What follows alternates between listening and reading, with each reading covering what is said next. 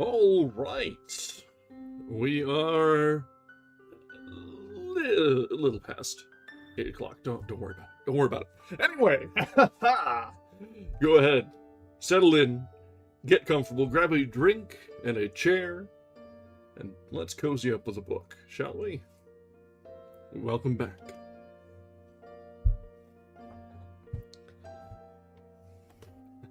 A little, just a little. Don't worry about it. Don't worry about it.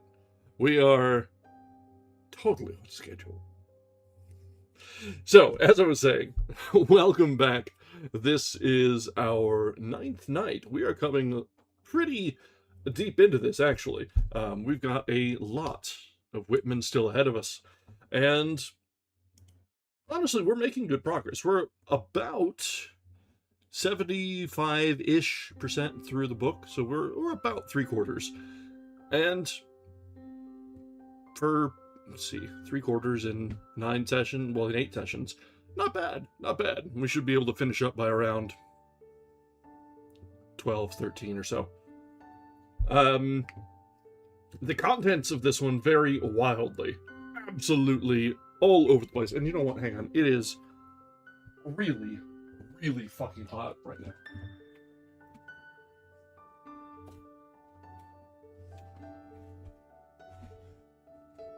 The ceiling fan needed a little love. So, as I was saying, we've been having fun with this one. The contents have varied wildly. We've had some ups, we've had downs, griefs, joys, exaltations of love, and observations on America. And so as we're getting toward the end of it, and we're reaching the end of Pride Month, and the beginning of the, can we call it a patriotic season these days? Anyway, we're coming up on the beginning of July, and this is actually probably one of the most uplifting, optimistic, and patriotic things we've read since we started, which is actually so heavy with irony, given the fact that today, if Walt were to come forth out of the grave and be all of his gay self, the dipshits that wrap themselves in the flag would not be too very welcoming of him. And so, with a little bit of grief of our own, we realize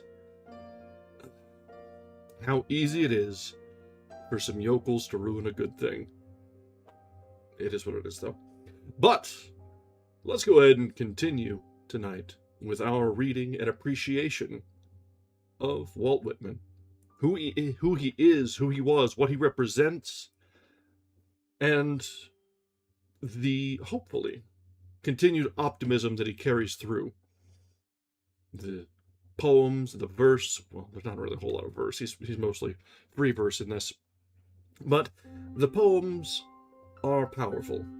They carry his life experience, the varied experience. And so, let's jump back in and see what more words we can suss out from the heart of Walt Whitman. So, we're picking back up from book 27. Hang on, I gotta ping somewhere and I don't know why.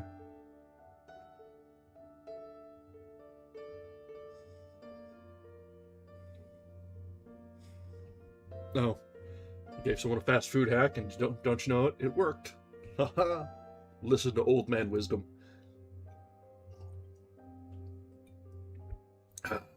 All right, as I was saying, let's go ahead and jump back into our reading, shall we? Book 27. Prayer of Columbus.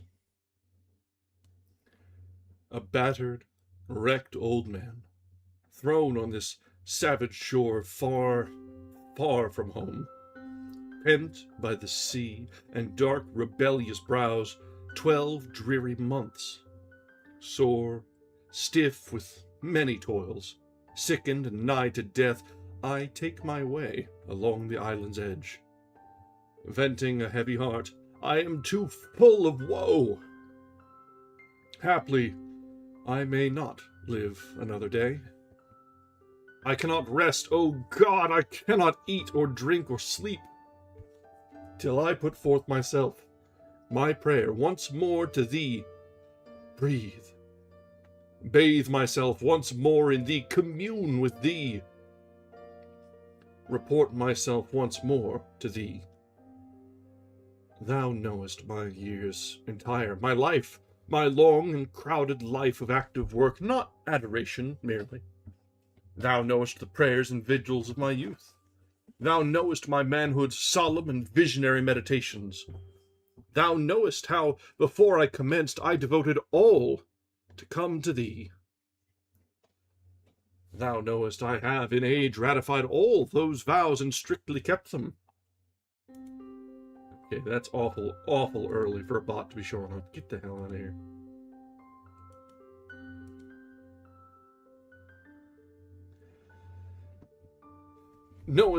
Thou knowest how before I commenced I devoted all to come to Thee.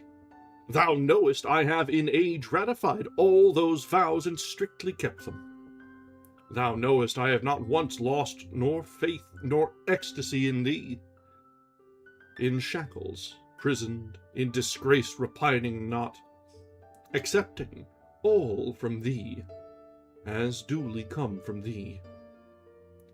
All my emprises have been filled with Thee, my speculations, plans begun and carried on in thoughts of Thee, sailing the deep or journeying the land for Thee, intentions, purports, aspirations mine, leaving results to Thee. Oh, I am sure they really came from Thee. The urge, the ardor, the unconquerable will, the potent felt interior command stronger than words, a message from the heavens, whispering to me even in sleep, these sped me on. By me and these the work so far accomplished, by me earth's elder cloyed and stifled lands uncloyed, unloosed, by me the hemispheres rounded and tied, the unknown to the known. The end I know not, it is all in Thee, or small or great, I know not, haply what broad fields, what lands, haply the brutish, measureless human undergrowth I know. Transplanted there may rise to stature, knowledge worthy Thee. Haply the swords I know may there indeed be turned to reaping tools. Haply the lifeless cross I know, Europe's dead cross, may bud and blossom there. One effort more, my altar, this bleak sand that Thou, O God, my life hast lighted, with ray of light, steady, ineffable, vouchsafed of Thee.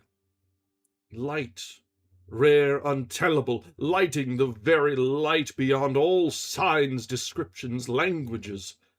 For that, O God, be it my latest word.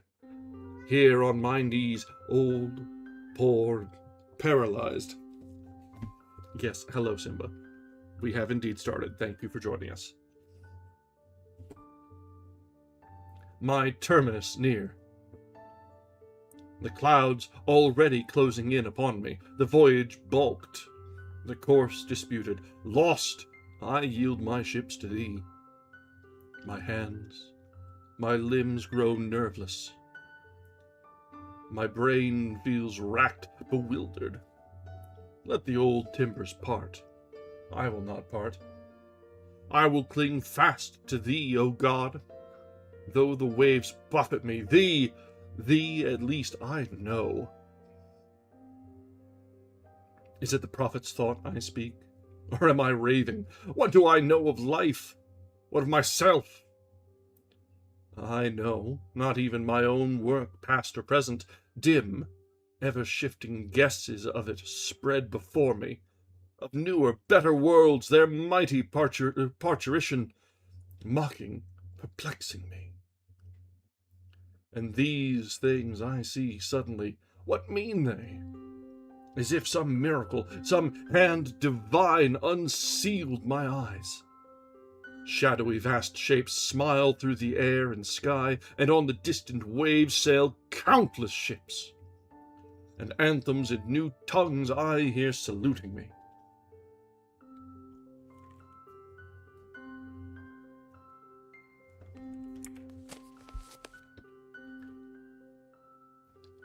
Book 28. The Sleepers. I wander all night in my vision, stepping with light feet, swiftly and noiselessly stepping and stopping, bending with open eyes over the shut eyes of sleepers. Yeah, that we don't really need to be talking up Columbus up in here. Like, I know the idea or the perception of him throughout history has changed. Today, we know better. Back then, I don't know, it's hard telling. Whitman has generally been on the right, but there's sort of an undercurrent of overlooking or overplaying the new arrivals in America. Yes, he's downplaying the European roots and pushing forward and being like, okay, the New World is the best world, but he's neglecting the fact that the New World wasn't really all that new. No, there were people here already, and the fluffing of Columbus is like, yeah, exactly. He does ignore the indigenous people. Very rarely are they mentioned at all, and when they are, it's almost dismissive.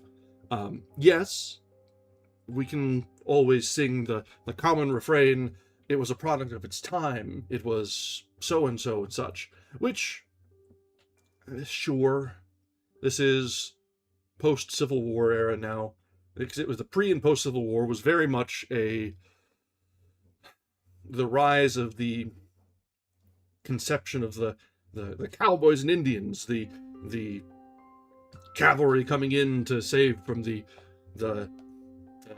say this with the heaviest of air quotes, the savages of the West.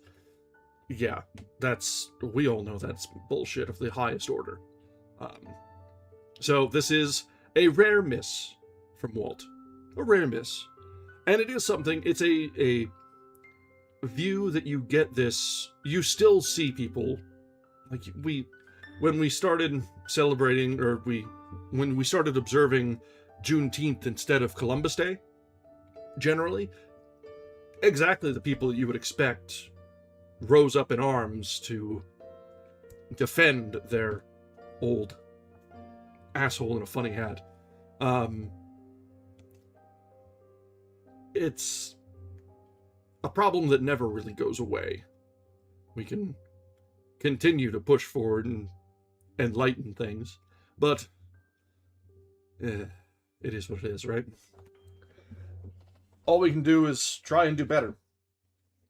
Convince people that maybe the heroes of the past weren't not quite so heroic after all. And really, it wasn't until, I'd say, the late 90s or early 2000s that there was ever even any conversation at all that Columbus was kind of a dick. And by kind of a dick, I mean a slaver motherfucker. Like, jeez. Yeah, exactly. Never make something foolproof. They'll just build a better fool. Better is subjective. But yeah, I think we're all on the same page here. Generally, Whitman is ahead of his time, and if he's missed on a few things, it's worth noting, but also not worth writing him off. Because who's perfect? If you look at the lion's share of his work and his ideas, I'm generally prone to forgive him a few foibles and misinterpretations and following along with the prevailing winds of the time. We're better now. Well, we try to be. And that's all we can do.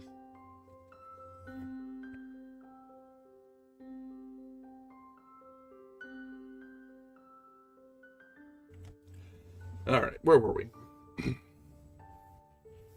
Let's just take it from the top. We were right toward the top here anyway. I wander all night in my vision, stepping with light feet, swiftly and noiselessly stepping and stopping, bending with open eyes over the shut eyes of sleepers, wandering and confused, lost to myself, ill-assorted, contradictory, pausing, gazing, bending and stopping. How solemn they look there, stretched and still. How quiet they breathe, the little children in their cradles. The wretched features of ennuis,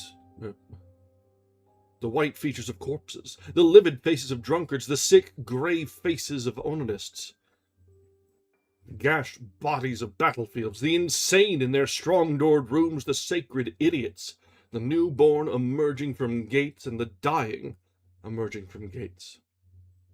The night pervades them and enfolds them. The married couple sleep calmly in their bed, he with his palm on the hip of his wife, and she with her palm on the hip of her husband. The sisters sleep lovingly, side by side in their bed. The men sleep lovingly side by side in theirs. The mother sleeps with her little child carefully wrapped. The blind sleep, and the deaf and dumb sleep.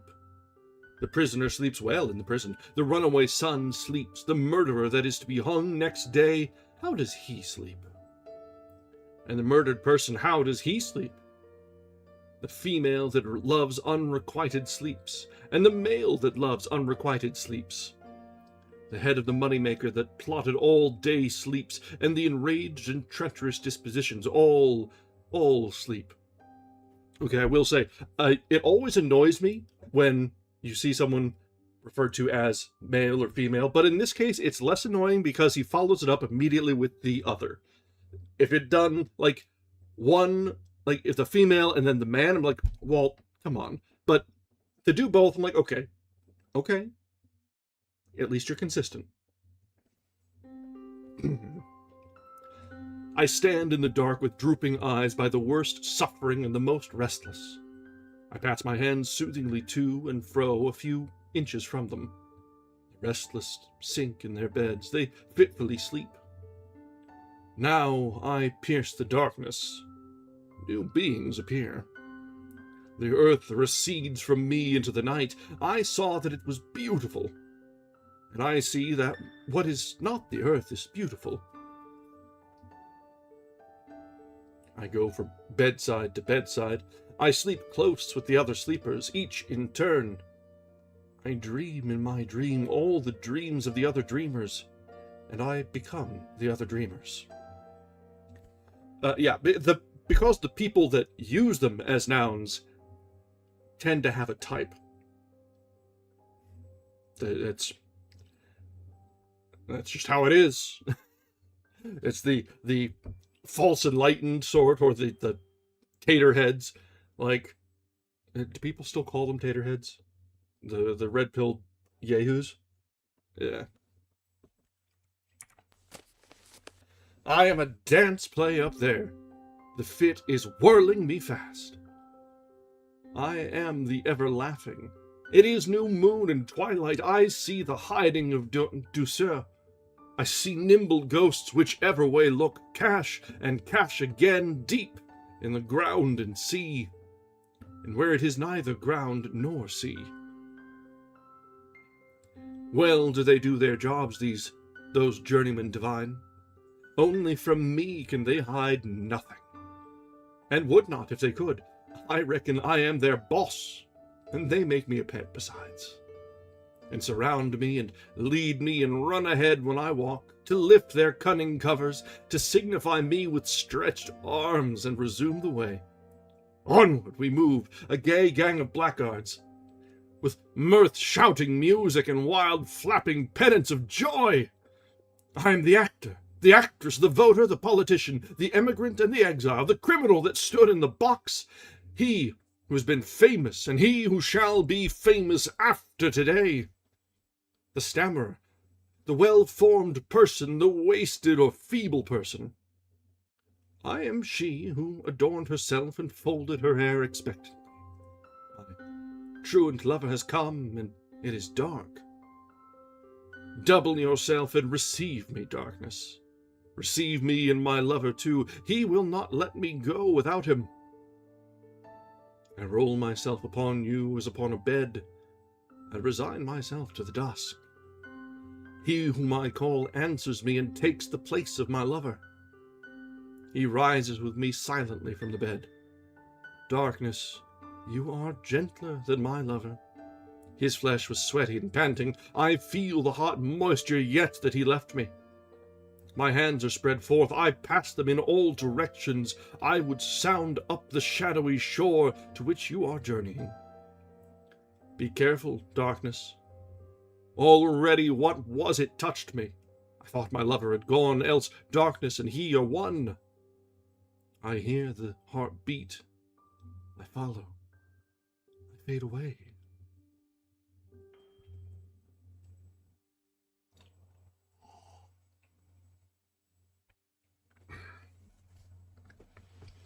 I descend my western course. My sinews are flaccid, perfume and youth course through me, and I am their wake. It is my face yellow and wrinkled instead of the old woman's. I sit low in the straw-bottomed chair and carefully darn my grandson's stockings.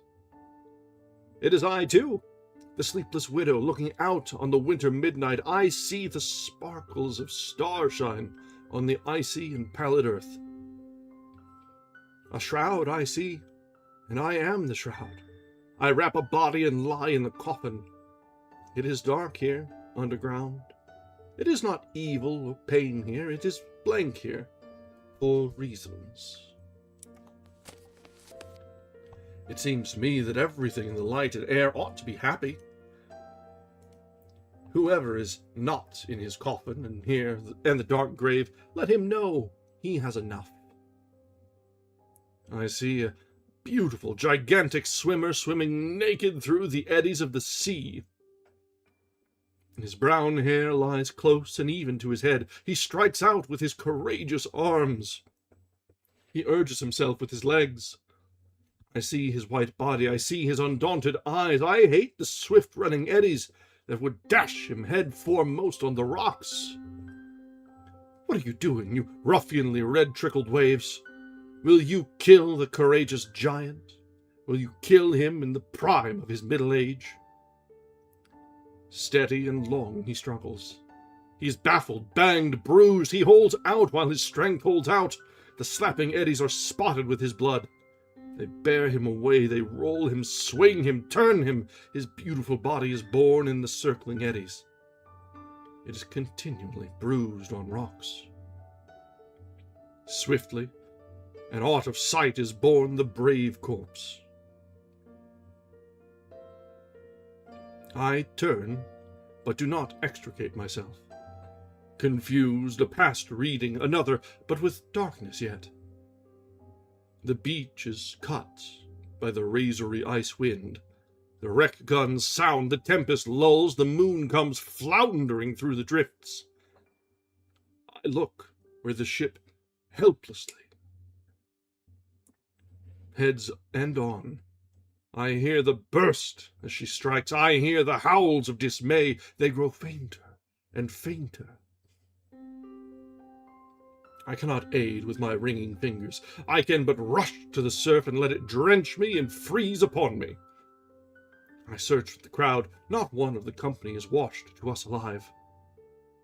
In the morning, I help pick up the dead and lay them in rows in a barn.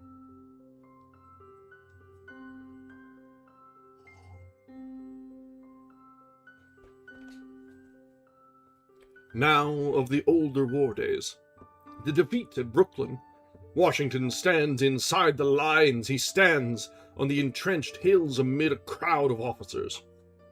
His face is cold and damp. He cannot repress the weeping drops. He lifts the glass perpetually to his eyes. The color is blanched from his cheeks. He sees the slaughter of the Southern braves confided to him by their parents. The same, at last, and at last when peace is declared. He stands in the room of the old tavern. The well-beloved soldiers all pass through, the officers speechless and slow draw near in their turns. The chief encircles their necks with his arm and kisses them on the cheek. He kisses lightly the wet cheeks one after another. He shakes hands and bids goodbye to the army. Now, what my mother told me one day as we sat at dinner together, of when she was a nearly grown girl living home with her parents on the old homestead. A red squaw came one breakfast time to the old homestead. On her back she carried a bundle of rushes for rush-bottoming chairs. Her hair, straight, shiny, coarse, black, profuse, half enveloped her face. Her step was free and elastic, and her voice sounded exquisitely as she spoke. My mother looked in delight and amazement at the stranger. She looked at the freshness of her tall-born face and full and pliant limbs. The more she looked upon her, she loved her. Never before had she seen such wonderful beauty and purity. She made her sit on a bench by the jamb of the fireplace. She cooked food for her. She had no work to give her, but she gave her remembrance and fondness. The red squaw stayed all the forenoon, and toward the middle of the afternoon she went away. Oh, my mother was loath to have her go away.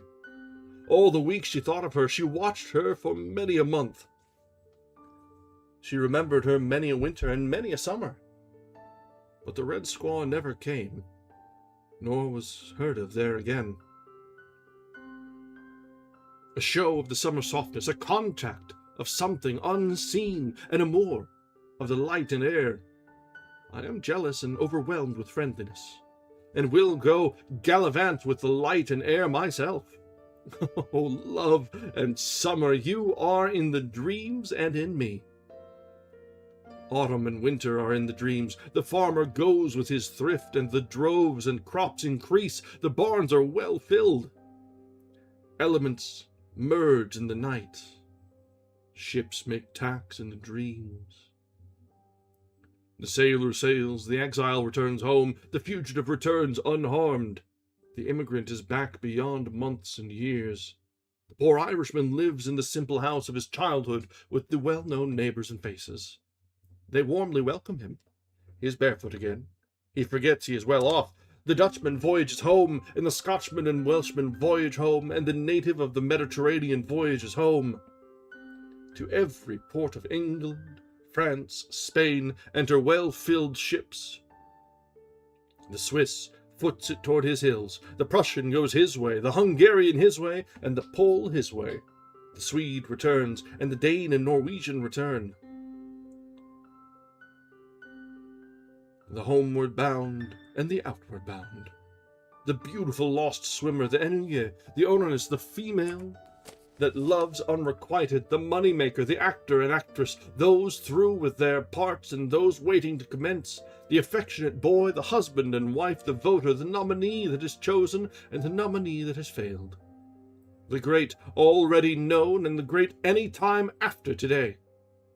The stammerer, the sick, the perfect-formed, the homely, the criminal that stood in the box, the judge that sat and sentenced him, the fluent lawyers, the jury, the audience, the laugher and weeper, the dancer, the midnight widow, the red squaw, the consumptive, the erysipolite, the idiot, he that is wronged, the antipodes, and every one between this and them in the dark. I swear they're average now. One is no better than the other. The night and sleep have likened them and restored them. I swear they are all beautiful. Every one that sleeps is beautiful. Everything in the dim light is beautiful. The wildest and bloodiest is over, and all is peace. Peace is always beautiful. The myth of heaven indicates peace and night. The myth of heaven indicates the soul. The soul is always beautiful. It appears more or it appears less. It comes or it lags behind. It comes from its embowered garden and looks pleasantly on itself, and encloses the world, perfect and clean, the genitals previously jetting and perfect and clean, the womb cohering, the head well grown, proportioned and plumb, and the bowels and joints proportioned and plumb. The soul is always beautiful. The universe is duly in order. Everything is in its place. What has arrived is in its place, and what waits shall be in its place. The twisted skull waits, the watery or rotten blood waits, the child of the glutton or venereally waits long, and the child of the drunkard waits long, and the drunkard himself waits long. The sleepers that lived and died wait, the far advanced are to go on in their turns, and the far behind are to come on in their turns. The diverse shall be no less diverse, but they shall flow and unite. They unite now. The sleepers are very beautiful, as they lie unclothed. They flow hand in hand over the whole earth, from east to west as they lie unclothed. The Asiatic and African are hand in hand. The European and American are hand in hand. Learned and unlearned are hand in hand. The male and female are hand in hand. The bare arm of the girl crosses the bare breast of her lover. They press close without lust. His lips press her neck. The father holds his grown or ungrown son in his arms with measureless love, and the son holds his father in his arms with measureless love. The white hair of the mother shines on the white wrist of the daughter. The breath of the boy goes with the breath of the man. Friend is enarmed by friend. The scholar kisses the teacher kisses the scholar. The wronged made right. The call of the slave is one with the master's call, and the master salutes the slave. The felon steps forth from the prison. The insane becomes sane. The suffering of sick persons is relieved. The sweatings and fevers stop. The throat that was unsound is sound. The lungs of the consumptive are resumed. The poor distressed head is free. The joints of the rheumatic move as smoothly as ever and smoother than ever. Stiflings and passages open. The paralyzed made supple. The swelled and convulsed and congested awake to themselves in condition. They pass the invigoration of the night and the chemistry of the night and awake. I, too, pass from the night. I stay a while away, O night. But I return to you again and love you. Why should I be afraid to trust myself to you? I am not afraid. I have been well brought forward by you. I love the rich running day, but I do not desert her in whom I lay so long. I know not how I came of you, and I know not where I go with you, but I know I came well, and shall go well. I will stop only at time with the night, and rise betimes. I will duly pass the day, O my mother, and duly return to you.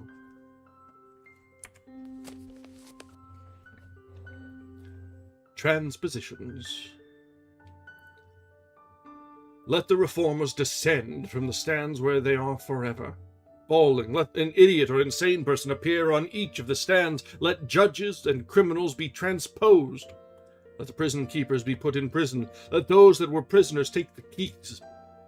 Let them that distrust birth and death lead the rest.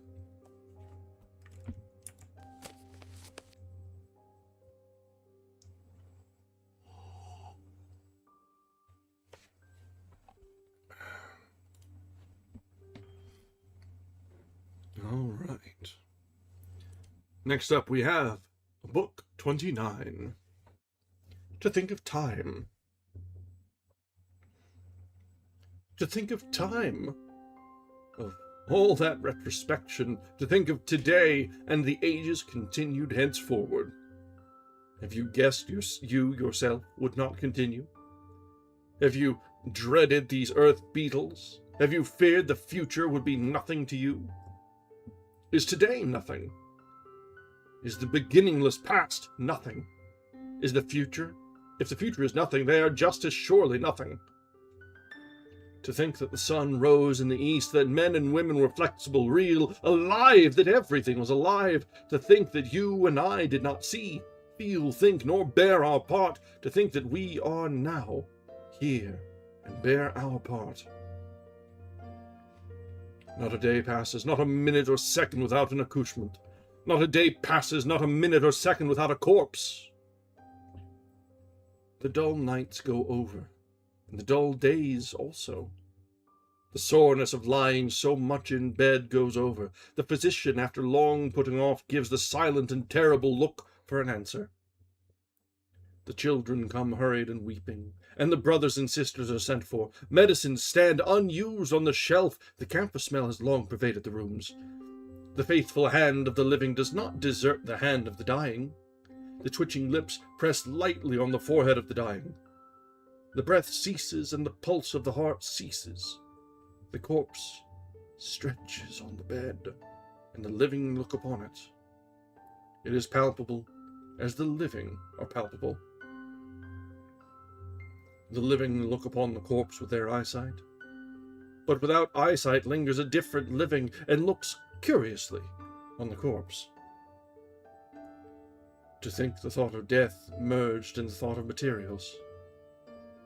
To think of all these wonders of city and country, and others taking great interest in them, and we taking no interest in them. To think how eager we are in building our houses. To think others shall be just as eager, and we quite indifferent. I see one building the house that serves him a few years, or 70, or 80 years at most. I see one building the house that serves him longer than that. Slow moving, and black lines creep over the whole earth. They never cease. They are the burial lines. He that was president was buried, and he that is now president shall surely be buried. A reminiscence of the vulgar fate, a frequent sample of the life and death of workmen, each after his kind.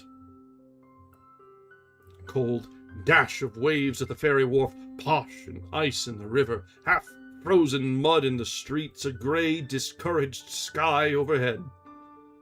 The short, last daylight of December, a hearse and stages, the funeral of an old Broadway stage driver, the cortege mostly drivers. Steady the trot to the cemetery. Duly rattles the death bell. The gate is passed. The new dug grave is halted at. The living alight. The hearse uncloses. The coffin is passed out, lowered and settled. The whip is laid on the coffin. The earth is swiftly shoveled in. The mound above is flatted with the spades. Silence. A minute. No one moves or speaks. It is done. He is decently put away. Is there anything more? He was a good fellow, free-mouthed, quick-tempered, not bad-looking, ready with life or death for a friend, fond of women, gambled, ate hearty, drank hearty, had known what it was to be flush, grew low-spirited toward the last, sickened, was helped by a contribution, died, aged 41 years. And that was his funeral. Thumb extended, finger uplifted, apron, cape, glove, strap, wet weather clothes, whip carefully chosen. Boss, spotter, starter, hostler. Somebody loafing on you, you loafing on somebody, headway, man before and man behind. Good day's work, bad day's work, pet stock, mean stock, first out, last out, turning in at night. To think that these are so much and so nigh to other drivers, and he there takes no interest in them. The markets, the government, the working man's wages, to think what account they are through our nights and days. To think that other working men will make just as great account of them, yet we make little or no account. The vulgar and the refined, what you call sin and what you call goodness, to think how wide a difference. To think the difference will still continue to others. Yet we lie beyond the difference. To think how much pleasure there is. Do you enjoy yourself in the city, or engaged in business, or planning a nomination and election, or with your wife and family, or with your mother and sisters, or in womanly housework, or the beautiful maternal cares? These also flow onward to others. You and I flow onward, but in due time you and I shall take less interest in them. Your farm, profits, crops, to think how engrossed you are, to think there will still be farms, profits, crops, yet for you, of what avail? What will be well. For what is well. To take interest is well, and not to take interest shall be well. The domestic joys, the daily housework of business, the building of houses are not phantasms. They have weight, form, location, farms, profits, crops, markets, wages, government, are none of them phantasms. The difference between sin and goodness is no delusion. The earth is not an echo. Man and his life and all the things of his life are well considered. You are not thrown to the winds. You gather certainly and safely around yourself. Yourself! Forever and ever. It is not to diffuse you that you were born of your mother and father. It is to identify you. It is not that you should be undecided, but that you should be decided. Something long preparing and formless is arrived and formed in you. You are henceforth secure, whatever comes or goes. The threads that were spun are gathered, the wet crosses the warp. The pattern is systematic. The preparations have every one been justified. The orchestra have sufficiently tuned their instruments. The baton has given the signal. The guest that was coming, he waited long. He is now housed. He is one of those who are beautiful and happy. He is one of those that look upon and be with is enough. The law of the past cannot be eluded. The law of the present and future cannot be eluded. The law of the living cannot be eluded. It is eternal. The law of promotion and transformation cannot be eluded. The law of heroes and good doers cannot be eluded. The law of drunkards, informers, mean persons, not one iota thereof can be eluded. Slow-moving and black lines go ceaselessly over the earth.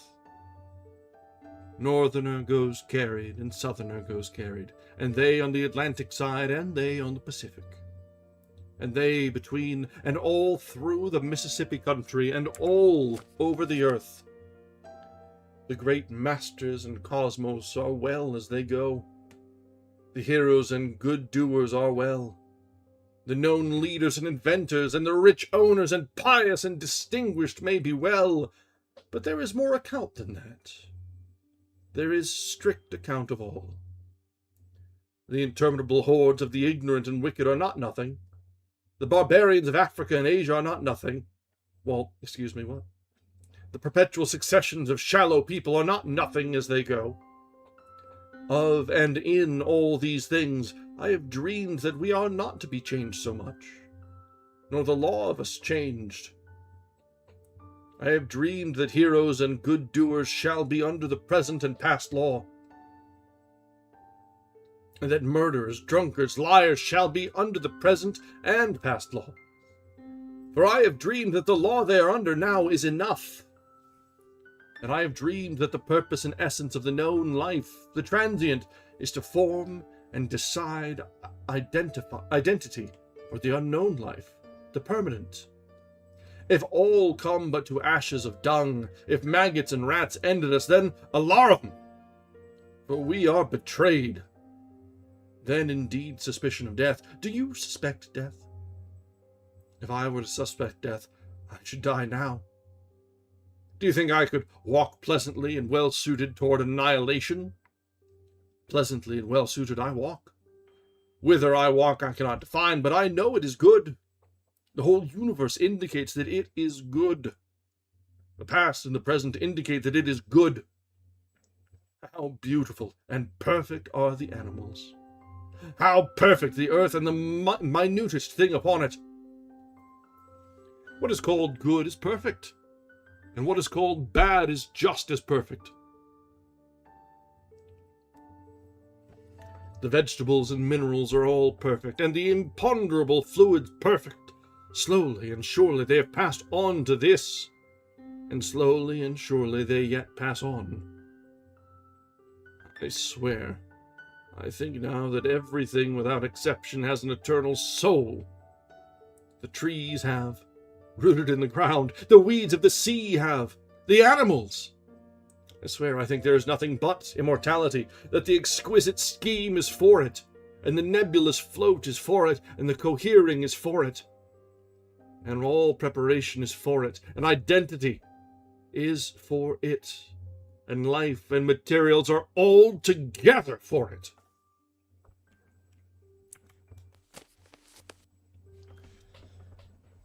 It seems Walt is contemplating mortality as we're getting further and further along in this book. The themes are shifting. He's still preaching of universality, of how everyone is equal under the sun and is together all of universal worth. But he's starting to feel a little morbid. Not in a bad way. Morbid doesn't necessarily mean bad, but it's of pondering life and death.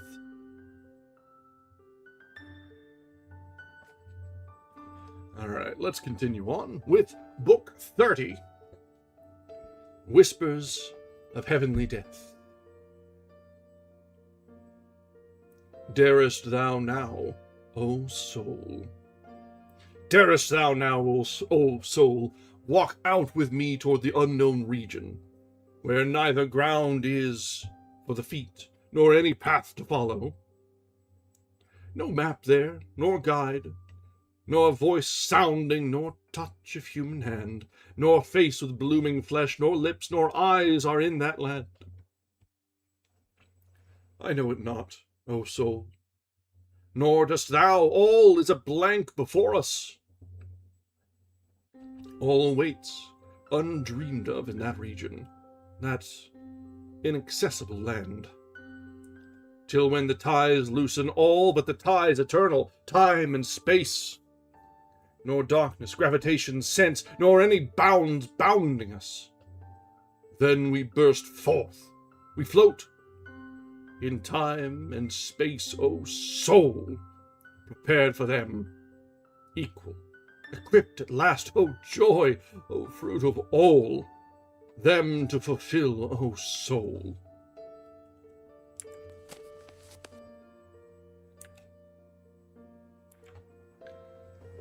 Whispers of Heavenly Death. Whispers of heavenly death murmured I hear. Labial gossip of night, sibilant chorals, footsteps gently ascending, mystical breezes wafted soft and low. Ripples of unseen rivers, tides of a current flowing, forever flowing. Or is it the plashing of tears, the measureless waters of human tears? I see, just see skyward, great cloud masses mournfully, slowly they roll, silently swelling and mixing, with at times a half-dimmed, saddened, far-off star, appearing and disappearing. Some parturition, rather, some solemn, immortal birth on the frontiers to eyes impenetrable. Some soul is passing over.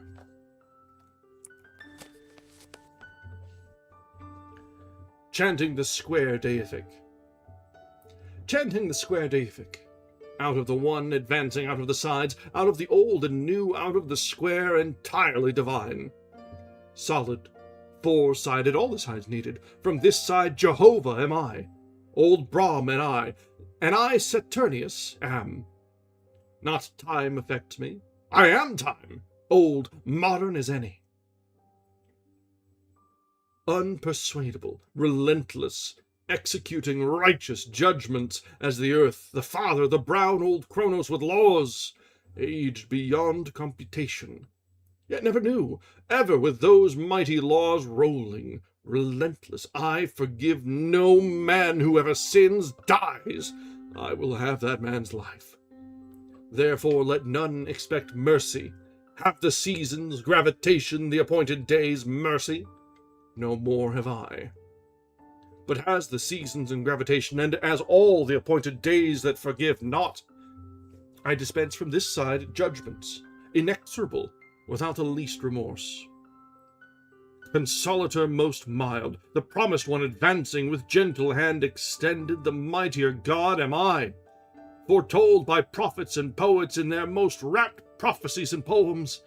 From this side, lo, the Lord Christ gazes, lo, Hermes, I, lo, mine is Hercules' face, all sorrow, labor, suffering, I, tallying it, absorbed in myself. Many times have I been rejected, taunted, put in prison, and crucified, and many times shall be again. All the world have I given up for my dear brothers and sisters' sake, for the soul's sake, wanding my way through the homes of men, rich or poor, with the kiss of affection. For I am affection, I am the cheer-bringing God with hope and all-enclosing charity, with indulgent words as to children, with fresh and sane words, mine only. Young and strong I pass, knowing well I am destined myself to an early death. But my charity has no death, my wisdom dies not, neither early nor late, but my sweet love bequeathed here and elsewhere never dies. Aloof, dissatisfied, plotting revolt, comrade of criminals, brother of slaves, crafty, despised, a drudge, ignorant, with Sudra face and worn brow, black, but in the depths of my heart proud as any, lifted now and always against whoever scorning assumes to rule me, morose, full of guile, full of reminiscences, brooding with many wiles, though it was thought I was baffled and dispelled, and my wiles done, but that will never be. Defiant I, Satan, still live, still utter words, in new lands duly appearing, and old ones also. Permanent, here from my side, warlike, equal with any, real as any, nor time nor change shall ever change me or my words. Santa Spirita, breather, life, beyond the light, lighter than light, beyond the flames of hell, joyous, leaping easily above hell, beyond paradise, perfumed solely with mine own perfume, including all life on earth, touching, including God, including Savior and Satan, ethereal, pervading all. For without me, what were all? What were God? Essence of forms, life of the real identities, permanent, positive, namely the unseen. Life of the great round world, the sun and stars, and of man I, the general soul. Here the square finishing, the solid, I, the most solid, breathe my breath also through these lungs. Of him I love, day and night. Of him I love day and night. I dreamed I heard he was dead, and I dreamed I went where they had buried him I love, but he was not in that place. And I dreamed I wandered searching among burial places to find him, and I found that every place was a burial place. The houses full of life were equally full of death. This house is now. The streets, the shipping, the places of amusement, the Chicago, Boston, Philadelphia, the Manhattan, were as full of the dead as of the living. and fuller, oh, vastly fuller of the dead than of the living. And what I dreamed I will henceforth tell to every person and age. And I stand henceforth bound to what I dreamed, and now I am willing to disregard burial places and dispense with them. And if the memorials of the dead were put up indifferently everywhere, even in the room where I eat or sleep, I should be satisfied. And if the corpse of anyone I love, or if my own corpse be duly rendered to powder and poured in the sea, I shall be satisfied. Or if it be distributed to the winds, I shall be satisfied.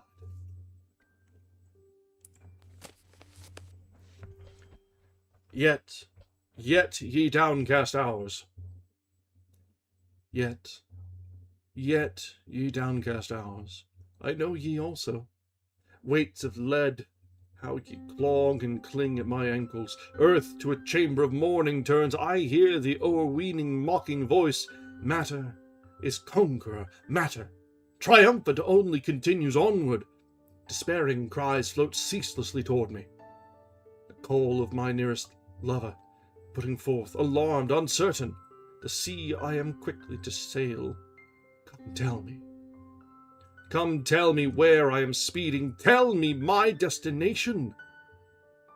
I understand your anguish, but I cannot help you. I approach. Here, behold the sad mouth, the look out of the eyes, your mute inquiry. Whither I go from the bed I recline on, come, tell me. Old age, alarmed, uncertain, a young woman's voice appealing to me for comfort, a young man's voice. Shall I not escape?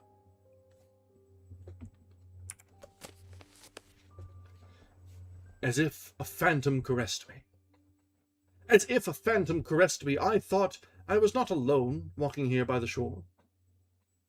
But the one I thought was with me, as now I walk by the shore, the one I loved that caressed me, as I lean and look through the glimmering light, one has utterly disappeared. And those appear that are hateful to me and mock me. All right, we've got an ad about to start. I already used a snooze on this, and I don't want to burn another because we've got pre-rolls on right now, and I don't like pre-rolls. So, let's go ahead and take a short break. Stand up, stretch your legs, attend to your fuzzy friends, top up your drinks, and we'll be back in just a little while to continue. Yes, the endless oppression of ads. There are several things that are inevitable. Birth, death, taxes, and advertisements. All right, be back in just a bit. Thanks, guys.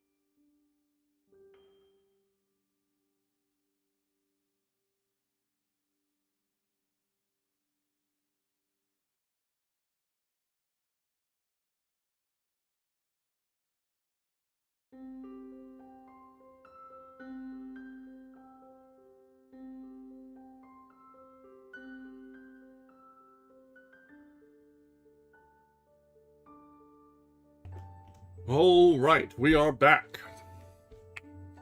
So, let's just jump right back in, because we do have quite a bit ahead of us yet. And I would like to see if we could get to maybe about 80% tonight. I'm not sure if we've got a strict quota, but we're making decent progress so far. If we can get the next 3% or so in, I'll be happy with how far we've gotten. Really just depends on how dense these pages are. So, continuing with assurances. I need no assurances. I am a man who is preoccupied of his own soul. I do not doubt that from under the feet and besides the hands and face I am cognizant of, are now looking faces I am not cognizant of. Calm and actual faces. I do not doubt, but the majesty and beauty of the world are latent in any iota of the world. I do not doubt I am limitless, and that the universes are limitless. In vain I try to think how limitless. I do not doubt that the orbs and the systems of orbs play their swift sports through the air on purpose, and that I shall one day be eligible to do as much as they, and more than they. I do not doubt that temporary affairs keep on and millions of years. I do not doubt interiors have their interiors and exteriors have their exteriors, and that the eyesight has another eyesight, and the hearing another hearing, and the voice another voice. I do not doubt that the passionately wept deaths of young men are provided for, and that the deaths of young women and the deaths of little children are provided for. Do you think life was so well provided for, and death, the purport of all life, is not well provided for? I do not doubt that wrecks at sea, no matter what the horrors of them, no matter whose wife, child, husband, father, lover has gone down, are provided for, to the minutest points. I do not doubt that whatever can possibly happen anywhere at any time is provided for in the inherences of things. I do not think life provides for all and for the time and space, but I believe heavenly death provides for all.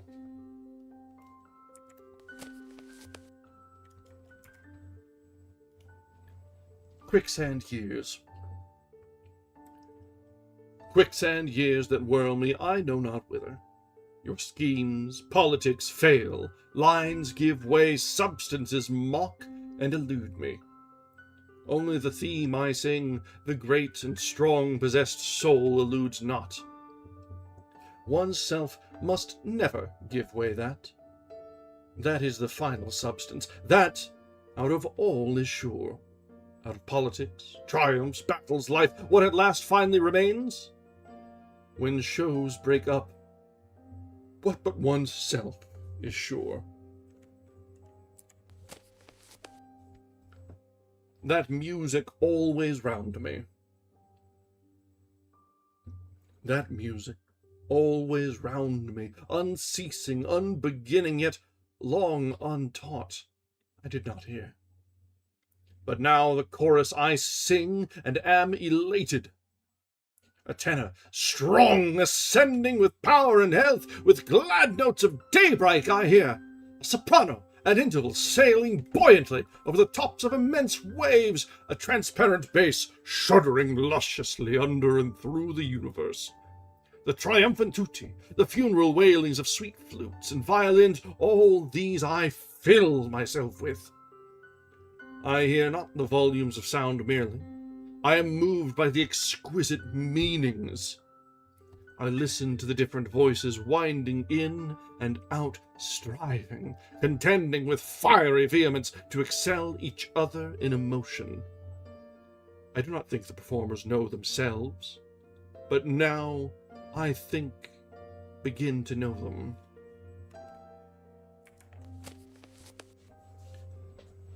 What ship puzzled at sea? What ship puzzled at sea cons for the true reckoning? Or coming in to avoid the bars and follow the channel a perfect pilot needs? Here, sailor, here, ship, take aboard the most perfect pilot, whom, in a little boat, putting off and rowing, I hailing you offer.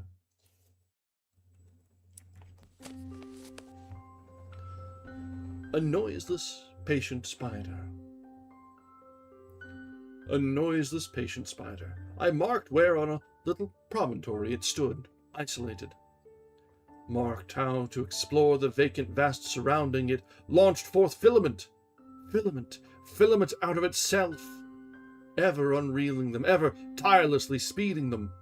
And you, oh my soul, where you stand, surrounded, detached, in measureless oceans of space, ceaselessly musing, venturing, throwing, seeking the spheres to connect them, till the bridge you will need be formed, till the ductile anchor hold, till the gossamer thread you fling catch somewhere.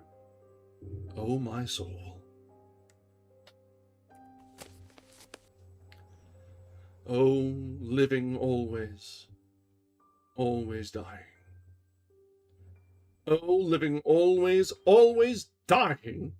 Oh, the burials of me, past and present. Oh, me, while I stride ahead, material, visible, imperious as ever. Oh, me, what I was for years, now dead. I lament not, I am content. Oh, to disengage myself from those corpses of me, which I turn and look at where I cast them, to pass on. Oh, living, always living, and leave the corpses behind. To one, shortly to die. From all the rest I single out you, having a message for you. You are to die. Let others tell you what they please. I cannot prevaricate. I am exact and merciless. But I love you. There is no escape for you. Softly, I lay my right hand upon you. You must feel it. I do not argue. I bend my head close and half envelop it. I sit quietly by. I remain faithful. I am more than nurse, more than parent or neighbor. I absolve you from all except yourself, spiritual, bodily. That is eternal. You yourself will surely escape. The corpse you will leave will be but excrementitious. The sun bursts through in unlooked-for directions. Strong thoughts fill you, and confidence. You smile. You forget you are sick, as I forget you are sick. You do not see the medicines. You do not mind the weeping friends. I am with you. I exclude others from you. There is nothing to be commiserated. I do not commiserate. I congratulate you.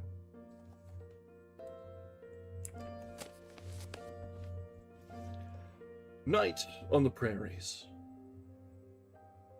Night on the prairies. The supper is over. The fire on the ground burns low. The wearied immigrants sleep, wrapped in their blankets. I walk by myself. I stand and look at the stars, which I think now never realized before. Now I absorb immortality and peace. I admire death and test propositions. How plenteous! How spiritual! How resume! The same old man and soul, the same old aspirations, the same content. I was thinking the day most splendid, till I saw what the not day exhibited. I was thinking this globe enough, till there sprang out so noiseless around me myriads of other globes. Now, while the great thoughts of space and eternity fill me, I will measure them by myself by them. And now, touched with the lives of other globes arrived as far along as those of the earth, or waiting to arrive, or passed on farther than those of the earth, I henceforth no more ignore them than I ignore my own life. Or the lives of the earth arrived as far as mine, or waiting to arrive. Oh, I see now that life cannot exhibit all to me, as the day cannot. I see that I am to wait for what will be exhibited by death. Thought. As I sit with others at a great feast, suddenly, while the music is playing, to my mind, whence it comes I know not, spectral in mist of a wrecked sea, of certain ships, how they sail from port with flying streamers and wafted kisses, and that is the last of them. Of the solemn and murky mystery about the fate of the president. Of the flower of the marine science of 50 generations foundered. Off the northwest coast and going down. Of the steamship Arctic going down. Of the veiled tableau women gathered together on deck, pale, heroic, waiting the moment that draws so close. Oh, the moment. A huge sob. A few bubbles. The white foam spurting up, and then the women gone. Sinking there, while the passionless wet flows on. And I now pondering. Are those women indeed gone? Are souls drowned and destroyed so? Is only matter triumphant?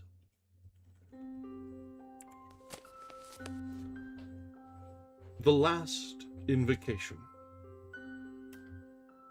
At the last, tenderly, from the walls of the powerful fortress house, from the clasp of the knitted locks, from the keep of the well-closed doors, let me be wafted. Let me glide noiselessly forth. With the keys of softness, unlock the locks with a whisper. Set ope the doors, O soul. Tenderly be not impatient. Strong is your hold, O mortal flesh. Strong is your hold, O love.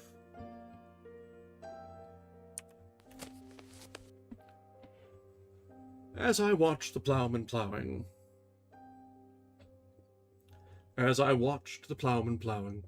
or the sower sowing in the fields, or the harvester harvesting, I saw there too, O life and death, your analogies. Life is the tillage, and death is the harvest according. Pensive and faltering. Pensive and faltering. The words, the dead I write. The living are the dead. Haply the only living, only real. And I, the apparition, I, the spectre.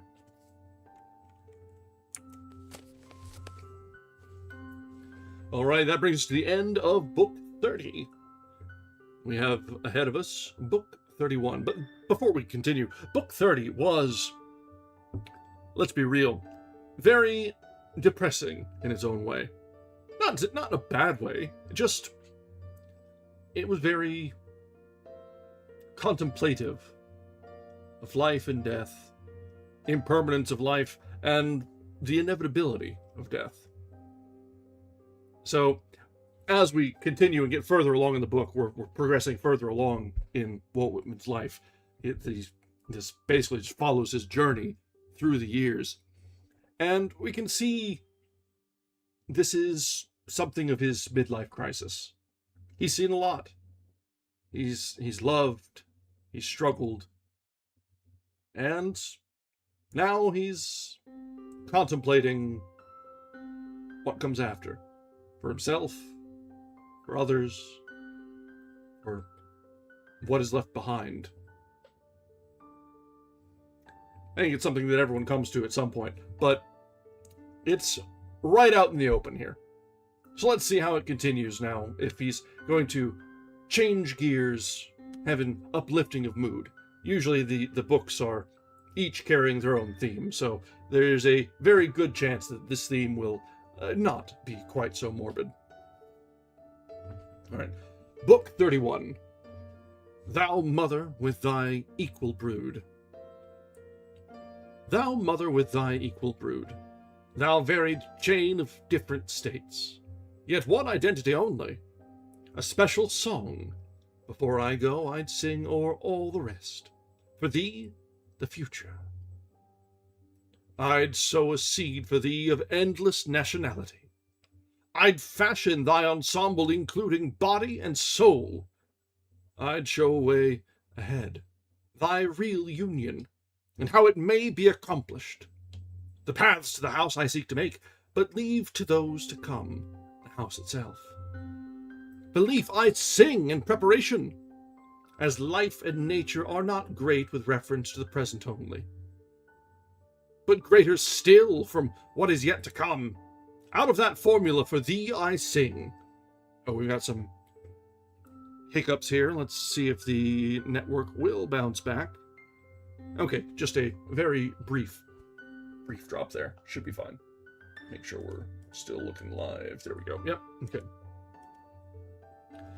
As a strong bird on pinions free, joyous, the amplest spaces heavenward cleaving, such be the thought I'd think of thee, America. Such be the recitative I'd bring for thee. The conceits of the poets of other lands I'd bring thee not, nor the compliments that have served thee their turn so long, nor rhyme, nor the classics, nor perfume of foreign court or indoor library, but an odor I'd bring as from forests of pine in Maine, or breath of an Illinois prairie, with open airs of Virginia or Georgia or Tennessee, or from Texas uplands or Florida's glades, or the Saguenay's black stream, or the wide blue spread of Huron, with presentiment of Yellowstone's scenes, or Yosemite, and murmuring under, pervading all, I'd bring the rustling sea sound that endlessly sounds from the two great seas of the world. And for thy subtler sense, subtler refrains, dread mother, preludes of intellect tallying these and thee, mind formulas fitted for thee, real and sane and large as these and thee, mounting higher, diving deeper than we knew, thou transcendental union. By thee fact to be justified, blended with thought, thought of man justified, blended with God. Through thy idea, lo, the immortal reality. Through thy reality, lo, the immortal idea. Brain of the new world, what a task is thine, to formulate the modern out of the peerless grandeur of the modern, out of thyself comprising science, to recast poems, churches, art, recast, maybe discard them, end them, maybe their work is done. Who knows? By vision, hand, conception, on the background of the mighty past, the dead, to limn with absolute faith the mighty living present.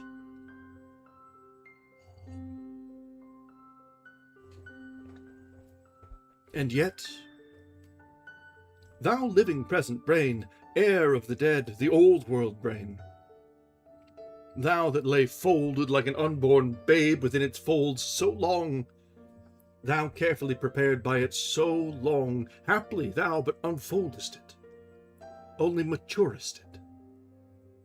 It to eventuate in thee the essence of the bygone time contained in thee. Its poems, churches, arts, unwitting to themselves, destined with reference to thee. Thou, but the apples, long, long, long a-growing, the fruit of all the old ripening today in thee. Sail, sail thy best ship of democracy. Of value is thy freight. 'Tis not the present only. The past is also stored in thee. Thou holdest not the venture of thyself alone, not of the western continent alone.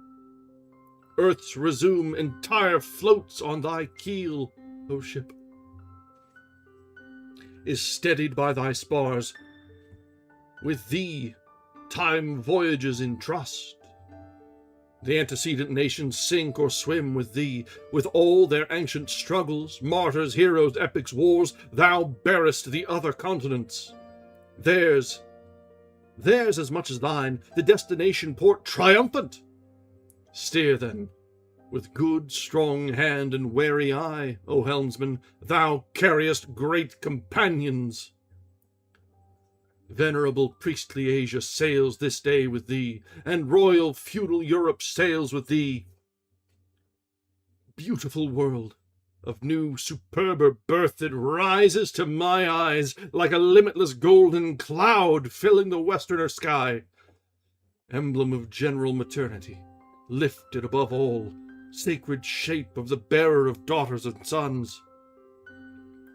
Out of thy teeming womb, thy giant babes in ceaseless procession issuing, a seeding from such gestation, taking and giving continual strength and life, world of the real, world of the twain in one, world of the soul, born by the world of the real alone, led to identity, body by it alone, yet in beginning only, incalculable masses of composite precious materials.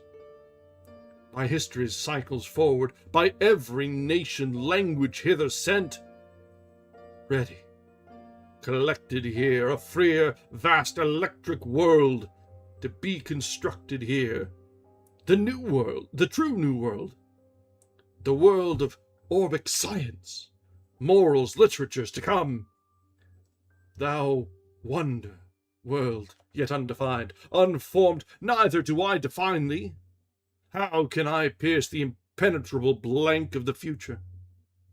I feel thy ominous greatness, evil as well as good. I watch thee advancing, absorbing the present, transcending the past. I see thy light lighting, and thy shadow shadowing. As if the entire globe. But I do not undertake to define thee, hardly to comprehend thee. But thee name, thee prophecy, as now.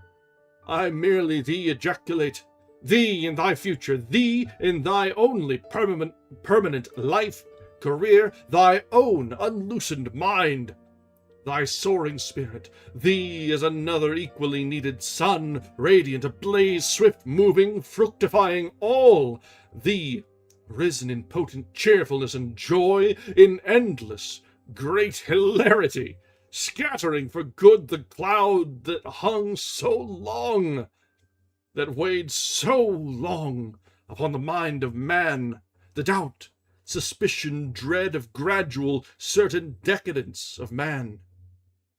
Thee in thy larger, saner brood of female, male, thee in thy athletes, moral, spiritual, south, north, west, east, to thy immortal breasts, mother of all, thy every daughter, son, endeared alike forever equal. Thee, in thy own musicians, singers, artists, unborn yet, but certain. Thee, in thy moral wealth and civilization, until which thy proudest material civilization must remain in vain.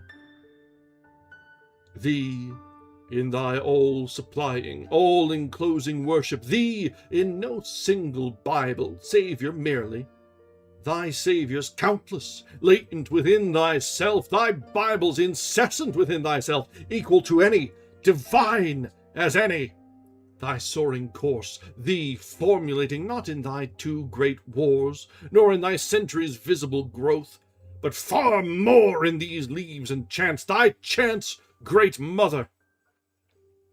Thee in an education grown of thee, in teachers, studies, students born of thee.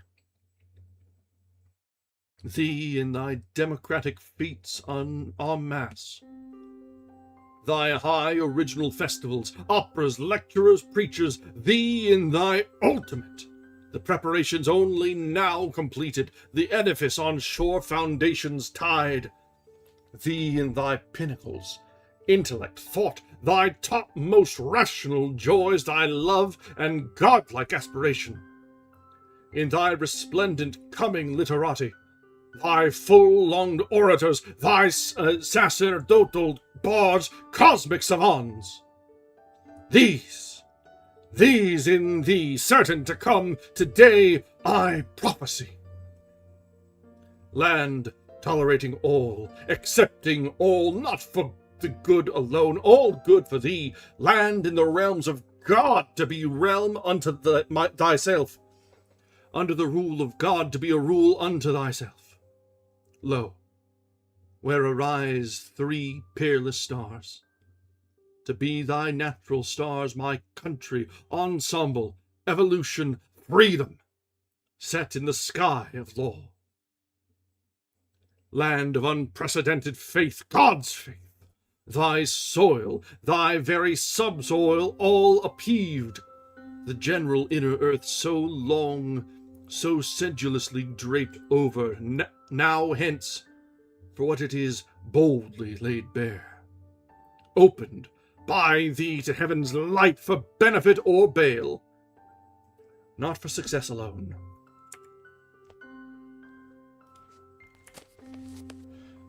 Not to fair sail unintermined always. The storm shall dash thy face, the murk of war and worse than war shall cover thee all over. Wert capable of war, its tug and trials.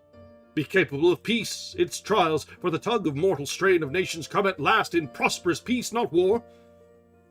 In many a smiling mask, death shall approach beguiling thee. Thou in disease shalt swelter. The livid cancer spread its hideous claws, clinging upon thy breast, seeking to strike thee deep within. Consumption of the worst, moral consumption, shall rouge thy face with hectic. But thou shalt face thy fortunes, thy diseases, and surmount them all, whatever they are, today, and whatever through time they may be, they each and all shall lift and pass away and cease from thee. While thou, time's spirals rounding out of thyself still extricating, fusing, equable, natural, mystical union, thou, the mortal with a mortal blent, shalt soar toward the fulfillment of the future, the spirit of the body and the mind, the soul, its destinies. The soul, its destinies, the real purport of all these apparitions of the real. In thee, America, the soul, its destinies. Thou globe of globes, thou wonder nebulous, by many a throe of heat and cold convulsed, by these thyself solidifying, thou mental, moral orb, thou new, indeed, new spiritual world. The present holds thee not for such vast growth as thine, for such unparalleled flight as thine, such brood as thine. The future only holds thee and can hold thee.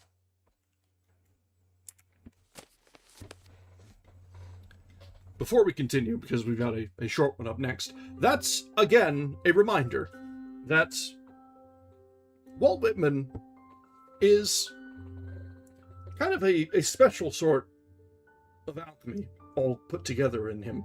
He's got every reason to be pessimistic, every reason to be. He's not of the norm.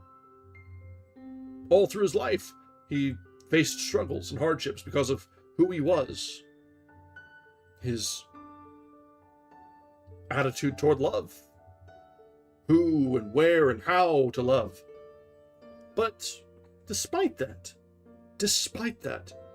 and despite living through one of the darkest periods in America's history, the Civil War itself, he was endlessly optimistic. He loved his country, not for what it was at the moment, but for the potential it had. This wasn't a blind patriotism. This isn't wrapping yourself in the flag and preaching around. No, it was seeing the good and the bad, the faults, but also the history and legacy and potential to do good.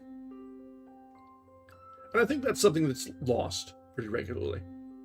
I think we said this around last year, because last year we had a bit of a 4th of July special. We'll probably do something similar this year. But it's important to remember that no one has a monopoly on patriotism. No one side is the arbiter of what it means to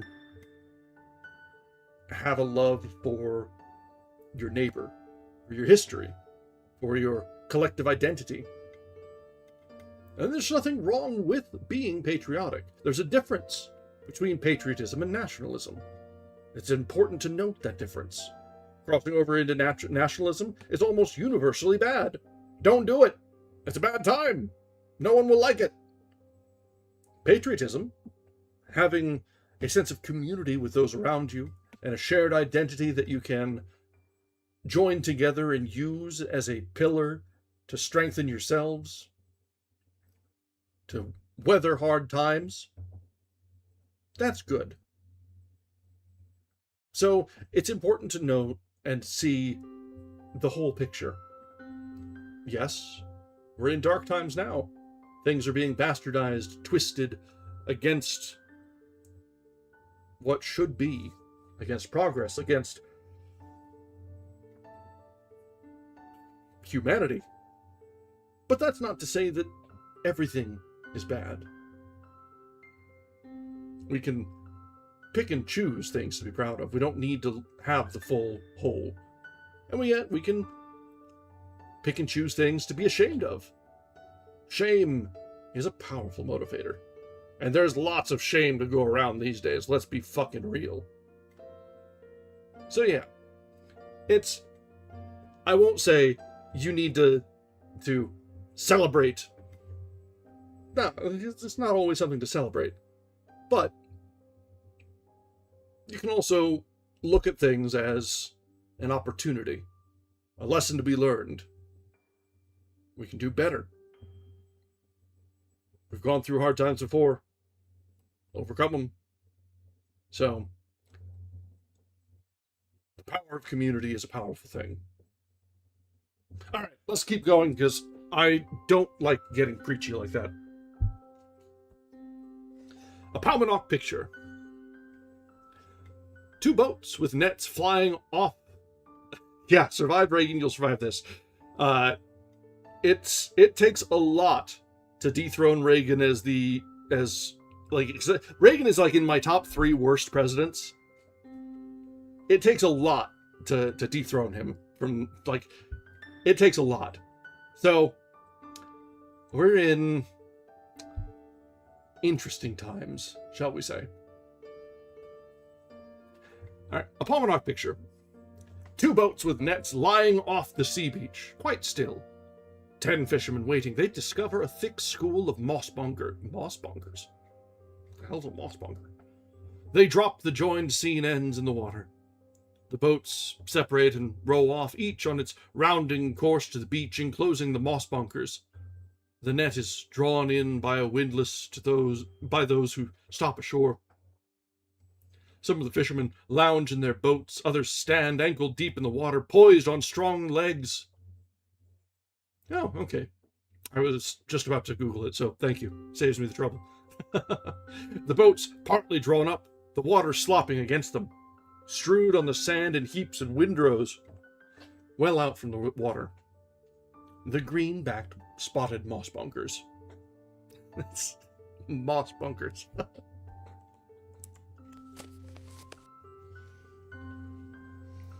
All right. That brings us to the end of book 31. And we are very nearly at the target point. I wanted to get to 80% tonight, and we are at 79.6. So probably about 2 pages off. So, good progress. Good progress. We'll continue on, obviously. We've still got another 20 minutes or so. So, not in a rush. Just feeling good about how far along we've come.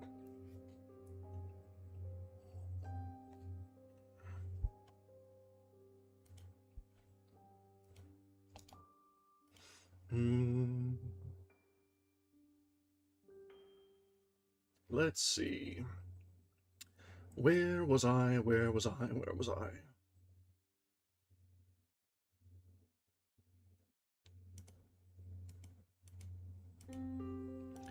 Book 32. From Noon to Starry Night. Thou orb aloft full dazzling. Thou orb aloft full dazzling. Thou hot October noon, flooding with sheeny light the grey beach sand, the sibilant near sea with vistas far and foam, and tawny streaks and shades and spreading blue, O sun of noon refulgent, my special word to thee. Hear me, illustrious, thy lover me, for always I have loved thee. Even as basking babe, then happy boy, alone by some wood edge, thy touching distant beams enough. Or man matured, or young, or old, as now to thee I launch my invocation. Thou canst not with thy dumbness me deceive. I know, before the fitting man all nature yields. Though, answering not in words, the skies, trees hear his voice, and thou, O sun. As for thy throes, thy perturbations, sudden breaks and shafts of flame gigantic, I understand them. I know those flames, those perturbations well. Thou that, with fructifying heat and light, o'er myriad farms, o'er lands and waters north and south, o'er Mississippi's endless course, o'er Texas's grassy plains, Canada's woods, o'er all the globe that turns its face to thee shining in space. Thou that impartially enfoldest all, not only continents, seas, thou that to grapes and weeds and little wild flowers givest so liberally, shed thyself on mine and me, with but a fleeting ray out of thy millions, strike through these chants. Nor only launch thy subtle dazzle and thy strength for these. Prepare the later afternoon of me, myself. Prepare my lengthening shadows. Prepare my starry nights.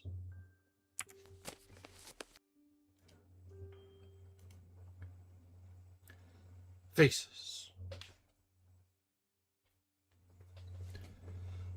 Sauntering the pavement or riding the country by road, faces. Faces of friendship, precision, caution, suavity, ideality. The spiritual, prescient face, the always welcome, common, benevolent face.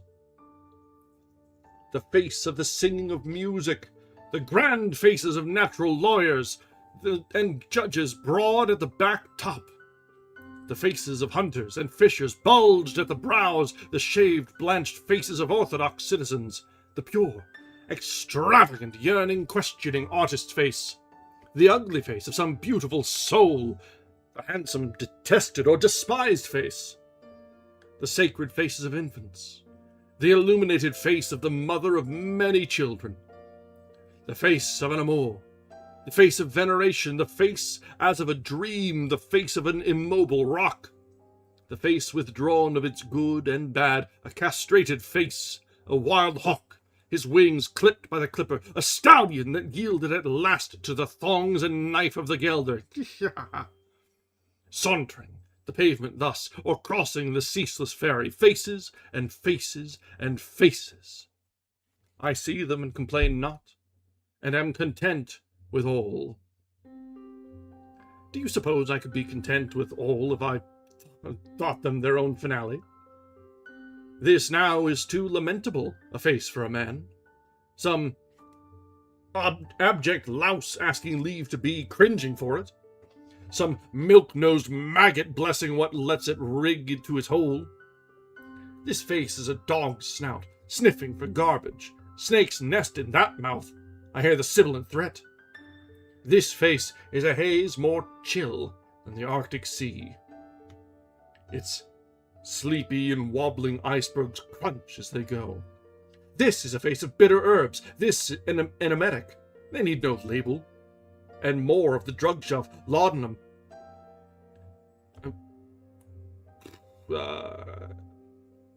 Caoutchouc? Yeah, we'll go with caoutchouc. or hog's lard. This face is an epilepsy.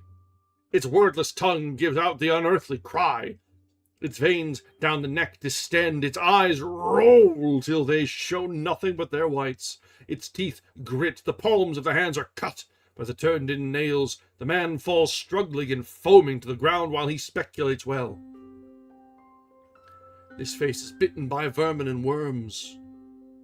And this is some murderer's knife with a half-pulled scabbard. This face owes to the sexton his dismalest fee. An unceasing death bell tolls there. Features of my equals, would you trick me with your creased and cadaverous march? Well, you cannot trick me.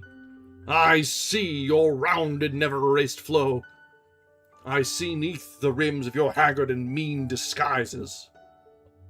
Splay and twist as you like, poke with the tongue-tangling fours of fishes or rats. You'll be unmuzzled, you certainly will. I saw the face of the most smeared and slobbering idiot they had at the asylum, and I knew for my consolation what they knew not. I knew of the agents that emptied and broke my brother. The same wait to clear the rubbish from the fallen tenement. And I shall look again in a score or two of ages. And I shall meet the real landlord, perfect and unharmed, every inch as good as myself. The Lord advances and yet advances. Always the shadow in front, always the reached hand bringing up the laggards. Out of this face emerge banners and horses. Oh, superb! I see what is coming. I see the high pioneer caps, see staves of runners clearing the way. I see victorious drums. This face is a lifeboat. This is the face commanding and bearded. It asks no odds of the rest. This face is flavored. Fruit ready for eating. This face is of a healthy, honest boy, is the program of all good. These faces bear testimony, slumbering or awake. They show their descent from the Master himself. Off the word I have spoken, I accept not one red, white, black, or all deific. In each house is the ovum. It comes forth after 1,000 years. Spots or cracks at the windows do not disturb me. Tall and sufficient stand behind and make signs to me. I read the promise and patiently wait. This is a full-grown lily's face. She speaks to the limber-hipped man near the garden pickets.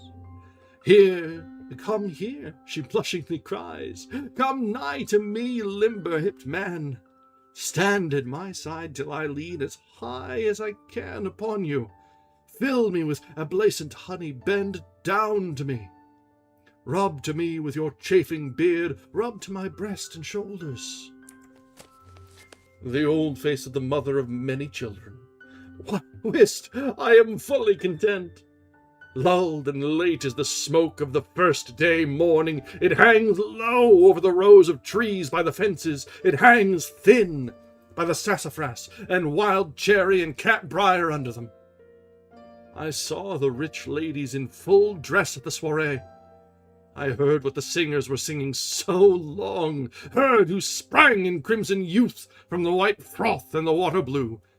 Behold a woman! She looks out from her Quaker cap. Her face is clearer and more beautiful than the sky. She sits in an armchair under the shaded porch of the farmhouse. The sun just shines on her old white head. Her ample gown is of cream-hued linen. Her grandsons raised the flax, and her granddaughters spun it with the distaff and the wheel. The melodious character of the earth. The finish beyond which philosophy cannot go and does not wish to go. The justified mother of men.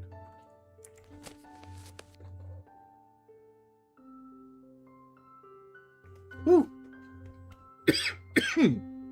Criminy. Needed a breath through that one.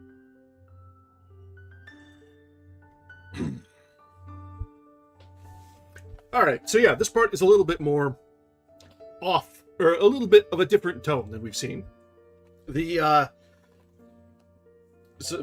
2 books back was all midlife crisis style, Walt Whitman, where he was contemplating death, the beyond, the hereafter. And then we shifted into a fiercely patriotic style of Walt Whitman, which is always interesting to see. A person like Walt would certainly not be what you would imagine a patriotic person to be. And then now we're getting back into kind of prime Walt Whitman, where seeing all of the people of different sorts and seeing the beauty and chaos and ugliness of everyone, and seeing and realizing that we're all people. It's good to see. It's good to see. All right, let's see. We've got about 15 minutes or so yet left, so let's continue on. We can get at least, at this rate, 2 poems in or so. So, let's continue on with The Mystic Trumpeter. Hark! Some wild trumpeter, some strange musician, hovering unseen in air, vibrates capricious tunes tonight. I hear thee, trumpeter, listening alert, I catch thy notes. Now, pouring, whirling like a tempest round me, now low, subdued, now in the distance lost. Come nearer, bodiless one, haply in thee resounds some dead composer, haply thy pensive life was filled with aspirations high, unformed ideals, waves, oceans, musical, chaotically surging. Now, ecstatic ghost, close to me bending, thy cornet echoing, pealing, gives out to no one's ears but mine, but freely gives to mine, that I may thee translate. Blow, trumpeter, free and clear, I follow thee, while at thy liquid prelude glad, serene, the fretting world, the streets, the noisy hours of day withdraw. A holy calm descends, like dew upon me. I walk in cool, refreshing night, the walks of paradise. I scent the grass, the moist air, and the roses. Thy song expands my numbed, embonded spirit. Thou freest, launchest me, floating and basking upon heaven's lake. Blow again, trumpeter, and for my sensuous eyes bring the old pageants. Show the feudal world what charm thy music works. Thou makest pass before me. Ladies and cavaliers long dead, barons are in their castle halls. The troubadours are singing, armed knights go forth to redress wrongs. Some in quest of the Holy Grail. I see the tournament. I see the contestants encased in heavy armor, seated on stately champing horses. I hear the shouts, the sounds of blows and smiting steel. I see the Crusaders' tumultuous armies. Hark! How the cymbals clang, lo, where the monks walk in advance, bearing the cross on high. Blow again, trumpeter, and for thy theme, take now the enclosing theme of all, the solvent and the setting, love, that is pulse of all, the sustenance and the pang, the heart of man and woman, all for love. Nor the theme but love knitting, enclosing, all diffusing love. Oh, how the immortal phantoms crowd around me. I see the vast alembic ever working. I see and know the flames that heat the world, the glow, the blush, the beating hearts of lovers, the bliss, so blissful, happy, some, and some so silent, dark, and nigh to death. Love, that is all the earth to lovers' love, that mocks time and space. Love, that is day and night. Love, that is sun and moon and stars. Love, that is crimson, sumptuous, sick with perfume. No other words but words of love. No other thought but love. Blow again, trumpeter. conjure war's alarms. Swift to thy spell, shuddering hum like a distant thunder rolls. Lo! Where the armed men hasten, lo! Mid the clouds of dust, the glint of bayonets, I see the grime-faced cannoneers. I mark the rosy flash amid the smoke. I hear the cracking of the guns. Nor war alone, thy fearful music song, wild player, brings every sight of fear. The deeds of ruthless brigands rapine. Murder, I hear the cries for help. I see ships foundering at sea. I behold on deck and below deck the terrible tableaus. O trumpeter, methinks I am myself the instrument thou playest. Thou melt'st my heart, my brain, thou movest, drawest, changest them at will. And now thy sullen notes send darkness through me. Thou takest away all cheering light, all hope. I see the enslaved, the overthrown, the hurt, the oppressed of the whole earth. I feel the measureless shame and humiliation of my race. It becomes all mine.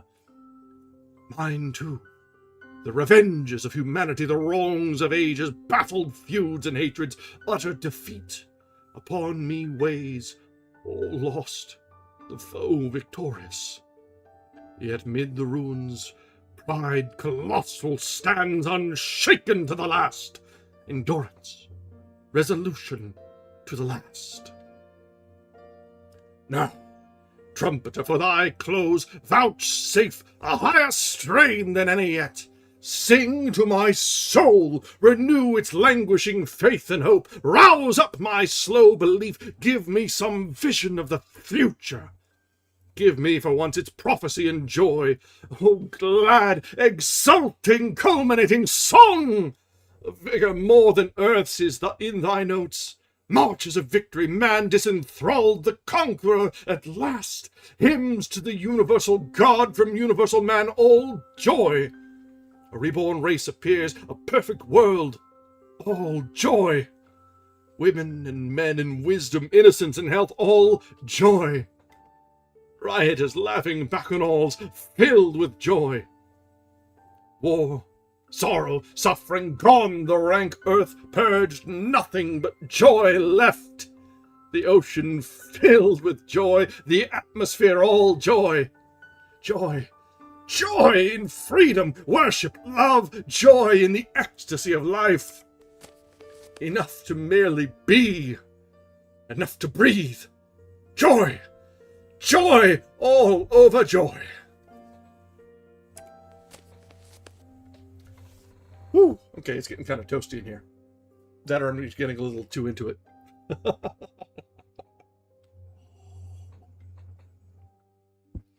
Whitman does a really good job of putting emotion on the page, and you don't need any direction. You just kind of roll with it, and if you let yourself flow with the verse, well, free verse, I guess, it just kind of happens. You can emote as much or as little as you want. Exactly. Porque no los dos. Use that all the damn time. Hell, kind of grew up on that damn commercial. Alright, let's see. We've got about 3 minutes left until ads kick off. About 4 minutes left in our scheduled time. We can burn a snooze so we don't need a second round of ads. Let's try and get through another 1 or 2 poems tonight. We're making good progress and really getting into things. So, let's carry on. To a Locomotive in Winter. Thee for my recitative. Thee in the driving storm, even as now the snow, the winter day declining. Thee in thy panoply, thy measured duel throbbing, and thy beat convulsive.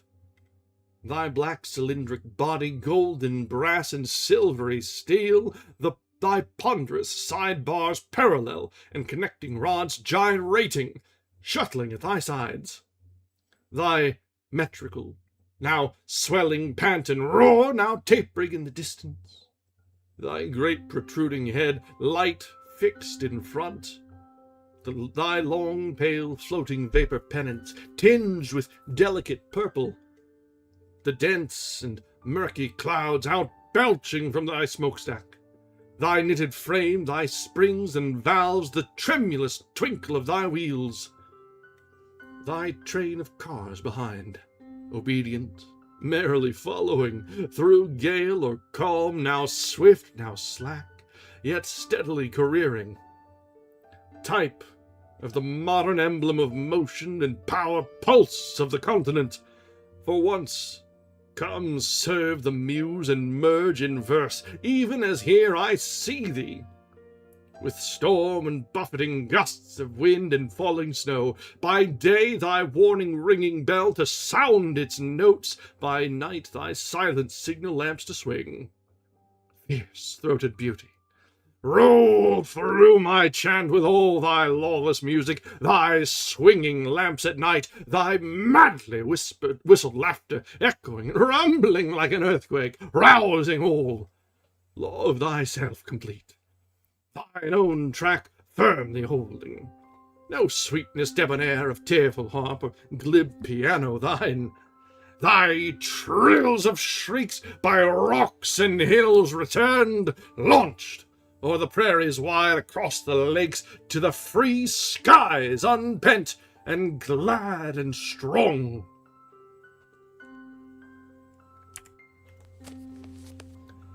All right, let's go ahead and hit the snooze here, and I think that will be the last poem that we read tonight. So let's set a bookmark, and we can get out of our reading nook here.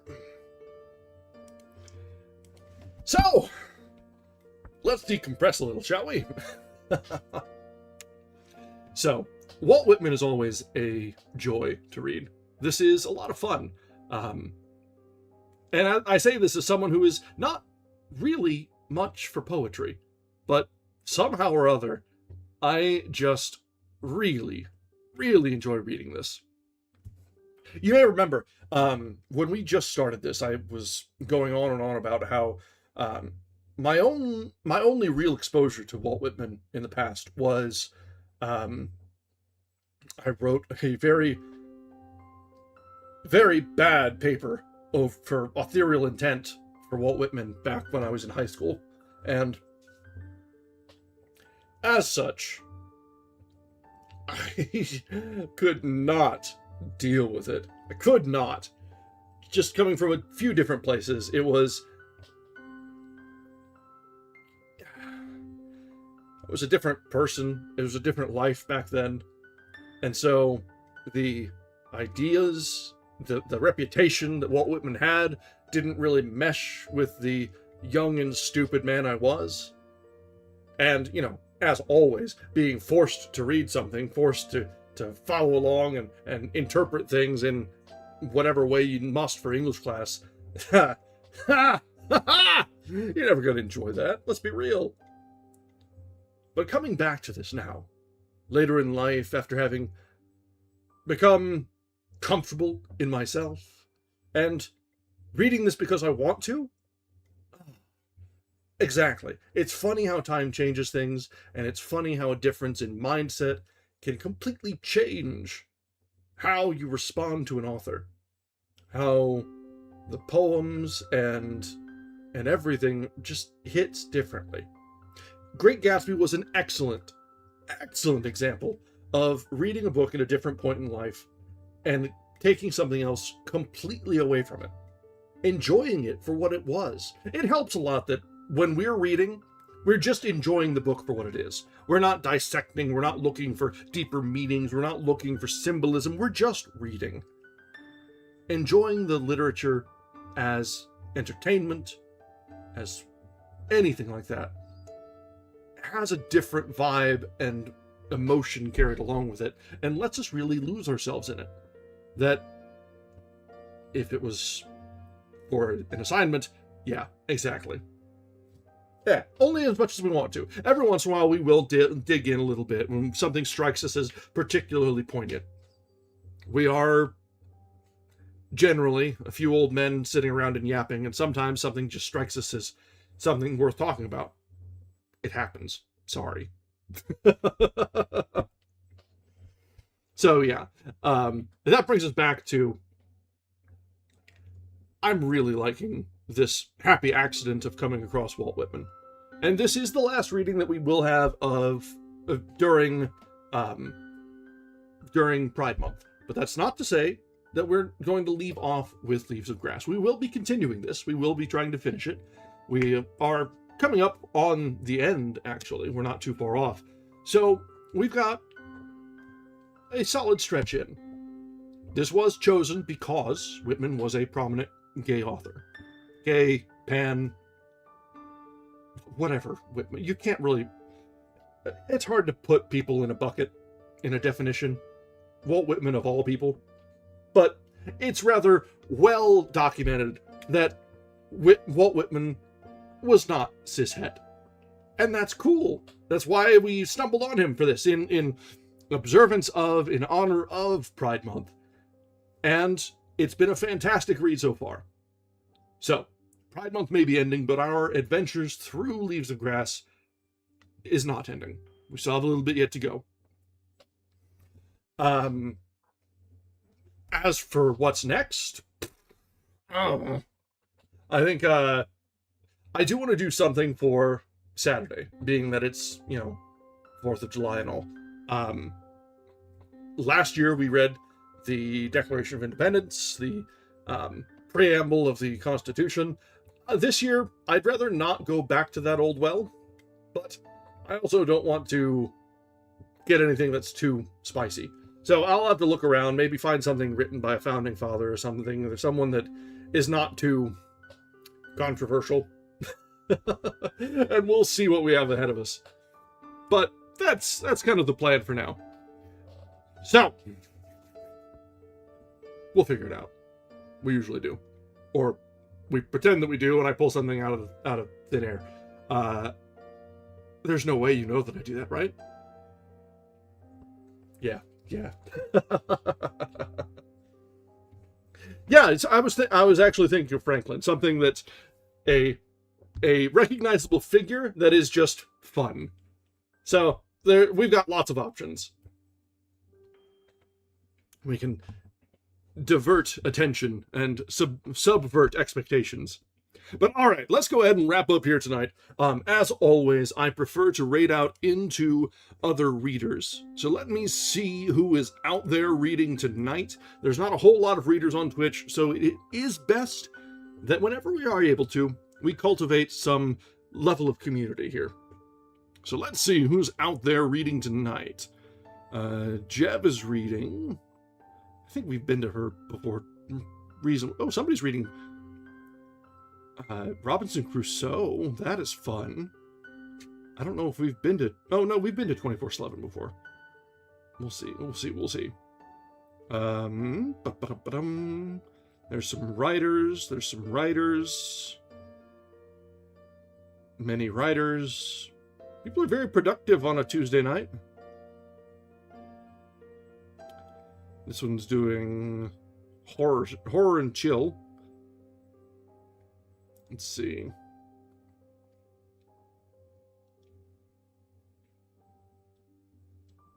This is someone we haven't been to before. I do like going to new people for us. All right, let's see if this one will let us go through.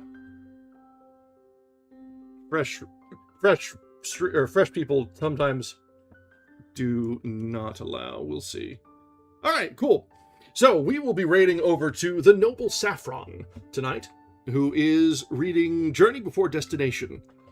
I hope you will give them our very best. All right, so as always, thank you very much for joining us. We always stream both on Twitch and YouTube. If you're on YouTube, a subscription to the channel and a like on the stream both go a very, very long way toward convincing the algorithm to send new friends to us. The algorithm game is fun. Not really. If you're on Twitch, thanks for joining us. This is usually where most of the action happens. Chat's a little bit more interactive, but you can find us wherever you like. On YouTube, we've got all of our VODs back into well, forever. Well, I say forever. It's been about a year and a half now. So you can catch up, follow along, find a good book, and get lost in the scuff. All right. As always, thank you very much for joining us. I hope you've enjoyed tonight's reading of Walt Whitman's Leaves of Grass. And we're going to raid out together now to the noble Saffron, who is reading Journey Before Destination. I hope you give them our very best, and good night.